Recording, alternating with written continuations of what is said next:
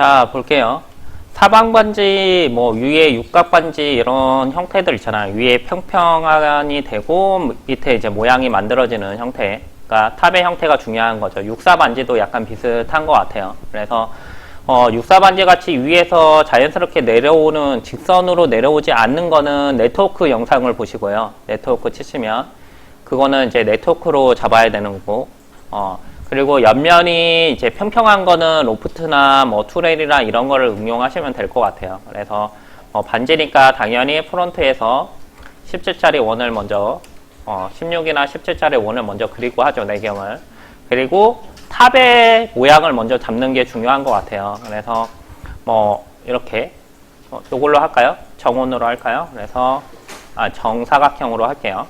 0점 잡고 뭐 5짜리 이렇게 하면 10mm짜리 이렇게 모양이 되겠죠. 그래서 이거의 위치를 먼저 잡는 게 중요해요. 그래서 자기가 여기 높이, 고의 높이를 얼마를 잡을지를 먼저 선택을 하고 하셔야 됩니다. 그래서 여기에서 여기까지 높이를 정확하게 잡으려고 그러면 당연히 정렬을 이용해서, 맞죠? 위에 점을 먼저 잡고, 이렇게 잡고 이동키를 이용을 해서 뭐 2mm든 3mm든 뭐 3mm 정도, 3mm 정도 이렇게 잡을게요. 그러면 3mm 높이에 이런 반지의 기본 형태가 되는 거죠. 맞죠? 간단하죠? 자, 그래서 이거를 이제 측면에서 보면 여기에서 여기에 이어지는 요 모양을 먼저 그리면 끝이죠. 말 그대로. 그래서 여기에서 요 단면을 딱 그릴 거예요. 그래서 요거를 그리는 방법은 뭐 여러 가지가 있겠지만 여기에서 곡선으로 바로 그리셔도 되고 다이렉트로. 맞죠? 이거에서 선 간격 띄우기를 한 다음에 여기하고 여기를 잘라가지고 끝을 이을 수도 있고 요거는 자기가 편한 대로 하시면 될 것 같아요. 저는 두 번째 방법을 쓸게요. 선 간격 띄우기를 쓰고 여기에서 선을 편집을 봐서 이렇게 그리도록 하겠습니다. 그래서 반지에 요런 그 폭 같은 경우 있죠. 여기 폭, 여기 폭. 일반적인 폭 같은 경우는 전에는 뭐 1.8이 기본 치수라고 보면 되시고 요즘 반지들은 좀 약하게 하기 때문에 여기를 1.5에서 1.6 사이로 하는 것 같아요. 커플링 같은 경우. 그래서 이 정도 치수는 알아 놓으시는 게 좋고, 여기가 1.5, 1.6까지 떨어졌으니까 여기도 전에는 뭐 1.6이던 게 1.5나 1.6이던 게 이게 한 1.2나 이렇게까지 떨어진 것 같아요. 그래서 기본적으로 반지의 치수들이 점점 약해지고 있다 정도는 알고 있으시고, 그 전에는 두께를 이렇게 높게 주는 대신 안에 속파기를 전체적으로 많이 파서 이렇게 갔다고 생각을 하시면 되고, 요즘은 속파기도 가는 물건이 물론 있기는 하지만 없는 물건도 많고 안에를 굴려서 처리하는 경우가 있습니다. 안에서 굴려서 처리하는 반지는 1.5가 아니라 이 치수도 더 낮춰서 뭐 1.2까지도 가고요. 1.2가 아니라 뭐 1mm까지도 이렇게 가고 있습니다. 추세가. 그래서 이런 치수도 어느 정도 알고 있으시는 게 좋을 것 같아요. 그래서 1에서 1.2 사이로 하고 1에서 1.2까지 떨어지니까 여기는 진짜 많게는 0.6에서 뭐 0.8까지 이렇게 치수가 떨어지고 있습니다. 그래서 안 굴림이 되는 경우는 안에 속을 안 파는 물건들이죠. 맞죠? 그런 물건 같은 경우는 1에서 뭐 0.8 이렇게 주는 경우가 있습니다. 물론 이제 무겁게 가고 약간 고급스럽게 가는 거는 치수는 당연히 약간 높여서 요 정도까지 처리를 하셔야 되는 건 맞습니다. 요런 거는 디자인 따라 틀리는 거니까 어느 정도 기본적인 치수는 알고 계시고 나중에 이제 실무하실 때 자기가 어떤 방식으로 디자인을 전개를 하실지, 가격대를 어떻게 책정을 하실지 이런 거를 생각을 하고 치수를 적용을 하셔야 돼요. 무슨 말인지 알겠죠? 누구를 상대로 가격대를 어떻게 책정을 하고, 그리고 뭐 판매, 나이대, 판매, 디자인 따라서 솔직히 이런 거는 그런 게 많이 갈리는 것 같아요. 디자인 따라서 일단은 타겟층이 나눠지죠. 디자인할 때 배우죠. 타겟층 나누고 가격대 선정하고 뭐죠? 연령대도 선정하고 뭐 이런 세부적인 게 나눠지니까 그거에 따라서 캐드도 맞춰서 그려지는 게 틀립니다. 물론 이제 취직을 하시게 되면 공장이 추구하는 타겟층이 있어요. 아예. 그러다 보면 이제 캐드 스타일도 그 회사에 맞춰서 하시는 게 맞습니다. 여기까지 할게요. 이거는 보편적으로 하는 거기 때문에 1.5로 할 겁니다.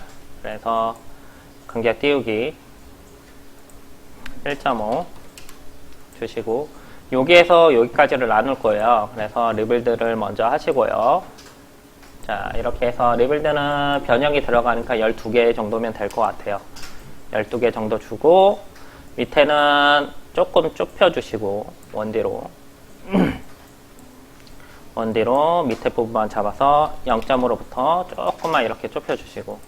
자, 여기에서 좁히는 게 이거를 실제 이쪽 부분이 나중에 이제 대량 생산을 하게 되면 여기에 물줄기가 있죠. 맞죠? 일반적으로 물줄기가 여기 달리죠. 맞죠? 그러면 여기가 가장 기포가 많이 납니다. 요 사이가. 그래서 여기가 가장 많이 갈리는 부분이에요. 그래서 실제적으로 요거를 밑에 부분을 안 좁혀서 하는 경우도 많아요.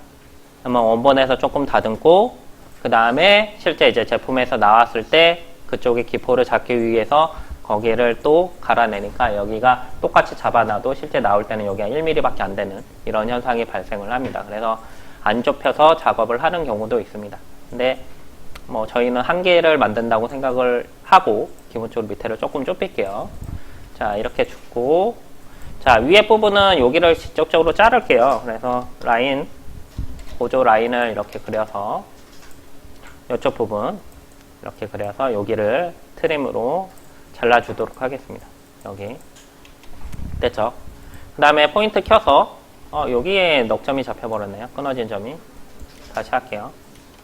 일반적으로 원을 그리면 이쪽에 그 심점이라고 그러죠. 심점이라고 그래서 여기가 잡히는 게 원칙이죠. 일반적으로 이렇게 잡히죠. 이렇게 잡힐 경우는 원을 돌려주는, 그러니까 선을 그릴 때 이렇게 그린 거죠. 이렇게.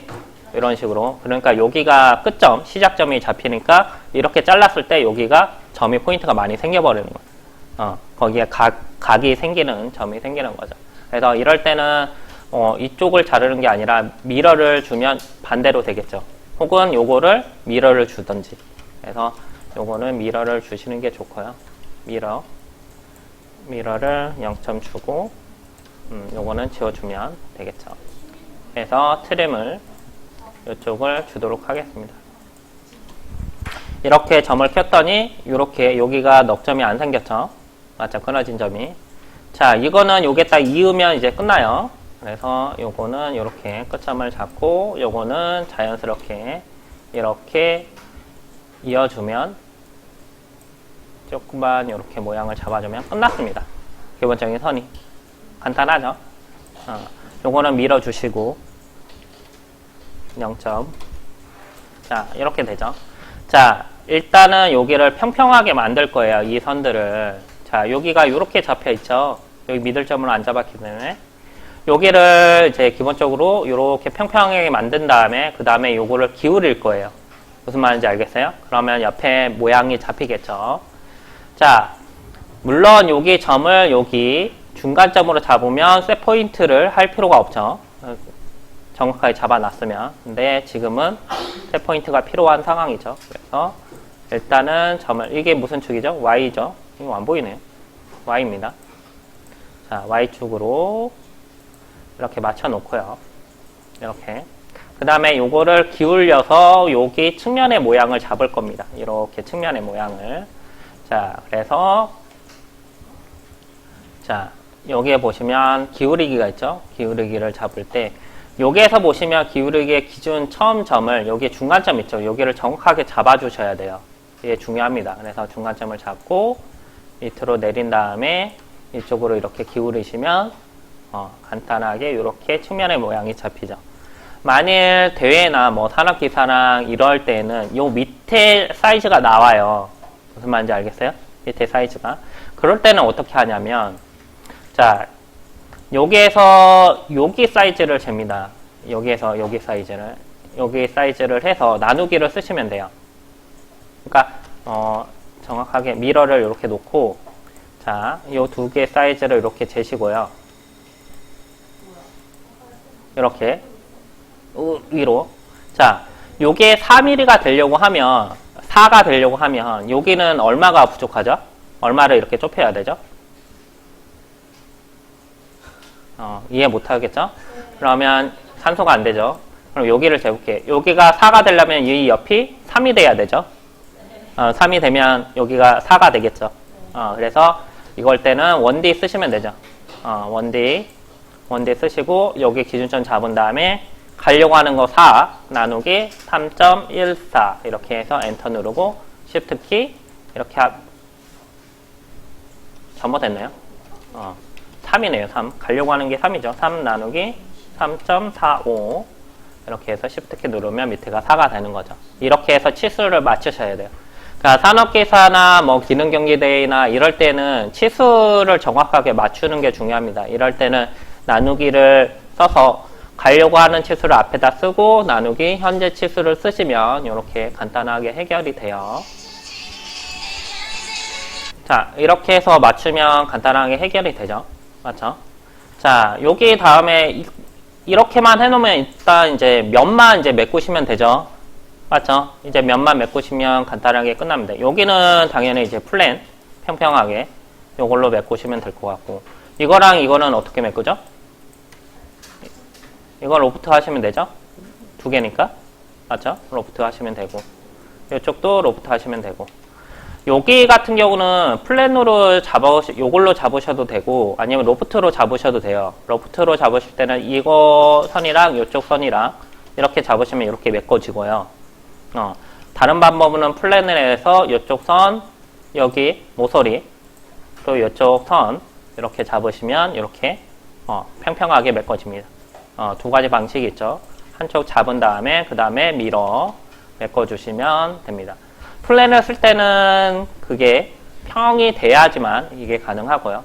그 다음에 다 됐으니까 조인 주시고 가운데 부분은 돌출해서 차집합을 주면 맞죠? 맞죠? 이렇게 해서 차집합을 주면 간단하게 끝나죠. 맞죠? 여기까지가 이제 기본적인 형태를 만드는 방식이고요. 여기 위에다가 자기가 원하는 모양을 넣으시면 돼요. 저희 전에 뭐죠? 당첨무늬 같은 거 있죠? 맞죠? 로프트에서 당첨무늬 만들었던 거, 혹은 호랑이 같은 거 로프트로 만들었죠. 그런 걸 위에다가 넣으시면 간단하게 끝납니다. 자, 요거는 이제 일단은 여기를 한번 파야겠죠. 그래서 요 위에 선, 요거에서 간격을 띄운 다음에 밑으로 파도록 하겠습니다. 그래서 선 간격 띄우기로 여기는 한 1mm 이렇게 줄게요. 1mm 주고 돌출 줘서 여기는 한 1.5 이렇게 주고, 요 캡이 안 됐네요. 자, 캡을 씌우도록 할게요. 차집합. 자, 이렇게 주시고 여기에다가 문양을 하나씩 넣어서 완성을 시켜보세요. 알겠죠? 여기까지 하겠습니다.